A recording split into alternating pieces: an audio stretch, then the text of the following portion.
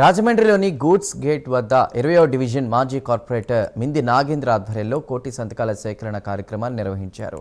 ఈ కార్యక్రమంలో ముఖ్య అతిథిగా మాజీ మంత్రి చెల్లుపోయిన శ్రీనివాస్ వేణుగోపాలకృష్ణ పాల్గొన్నారు. కోటి హయాంలో దాచుకో అన్న విధంగా పనిచేస్తున్నారని ఆరోపించారు. నియోజకవర్గాల్లో ఎమ్మెల్యేలు మద్యం షాపులన్నింటినీ కూడా సిండికేట్గా తయారు చేసి లక్షలు దండుకుంటున్నారని అన్నారు. ఇక ప్రభుత్వ విధానానికి వ్యతిరేకంగా బెల్ట్ షాపులను నిర్వహిస్తున్నారని మాజీ మంత్రి చెల్లిపోయిన శ్రీనివాస్ వేణుగోపాలకృష్ణ అన్నారు. తీసుకొచ్చి సీసా చూపించి 99 ఉంటే 130, 120 ఉంటే 150 తీసుకుంటున్నారు. మరి దీన్ని కూడా ఆపాల్సింది మీరే కదా. ఎక్సైజ్ ఎవరి చేతిలో ఉంటుంది? మీ చేతిలోనే ఉంది. మీరే కదా మాట్లాడాలి అన్నాను.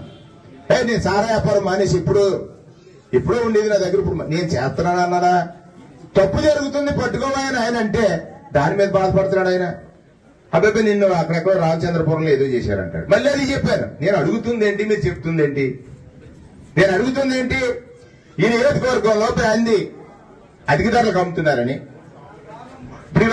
ఇప్పుడేదో చెప్పాను కదా, 2 వీడియోలు వచ్చాయి ఏ ఎమ్మెల్యేకి ఎంత వాటా ఉందని. మరి అందరూ